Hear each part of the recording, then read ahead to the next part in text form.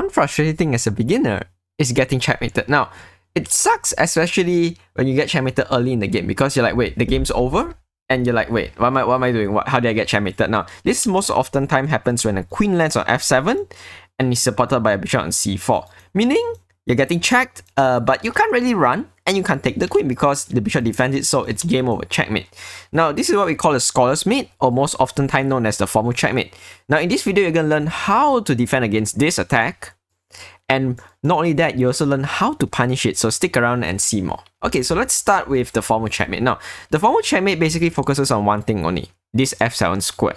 Now, why this f7 square? It's because this square is only defended once by the king. So if that square goes bye-bye, your king goes bye-bye.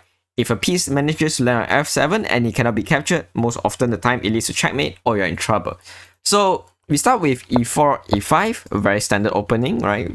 Both sides put pawns in the center, and there are two versions, bishop c4 or queen h5. Now let's start with the more popular queen h5 first. This is basically known as the wayward attack, or in my words, simple idea is basically white brings out the queen and attacks the pawn. Now this looks very scary, but when you realize it, it's actually a mistake because your opponent shouldn't bring out their queen so early because it will become target practice. And most often time, beginners here will panic. They immediately go say, you know, I don't like the queen, they go with knight f6, which loses the pawn. Or they go with g6, which also loses the pawn, but this time even worse. Just here you get forked and you're gonna lose the rook because you have to save your king and your rook goes bye-bye.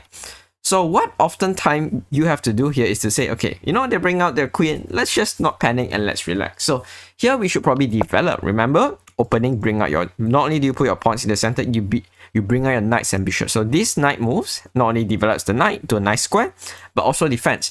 Now, if your opponent would like to continue with their plan of checkmating you, they'll probably go bishop c4, which already says, wait, okay, you should probably see this coming already. Now, this is a very tricky move because it says I have two attackers, right? And I have one defender. And you only have one defender, meaning is that if you're not careful and you play knight f6 here, right, which most players do, you get what we call the formal checkmate. And that's game over because bishop defends the queen and your king can't run.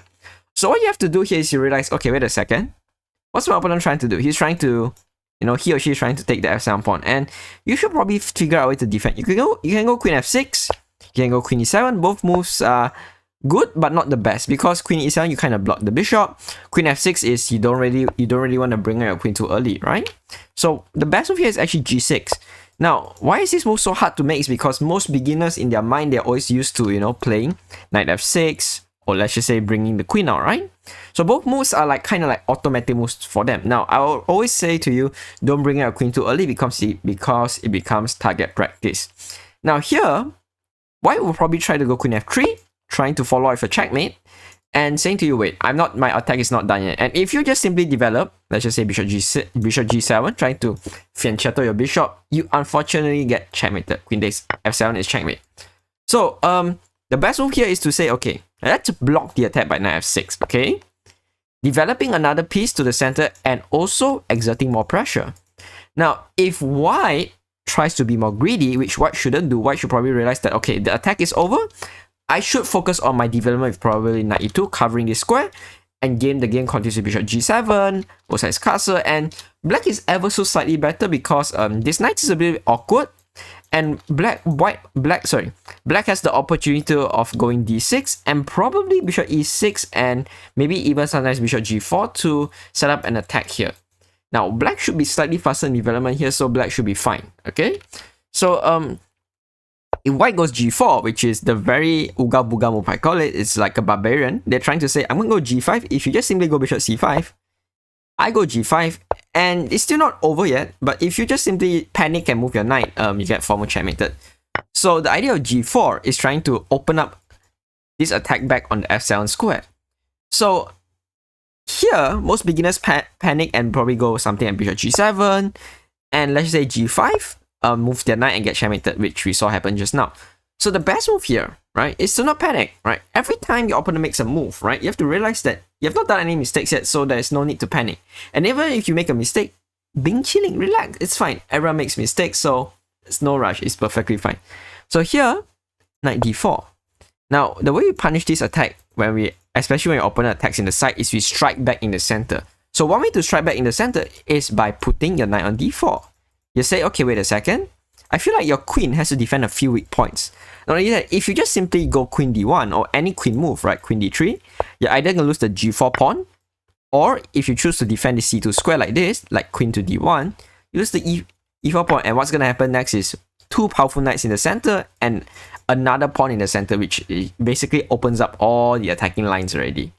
And white is toast. So here you learn how to punish the scholar's mate by basically attacking the queen later in the game, okay? So that is version number 1. Now there is another version where you have to learn that, okay?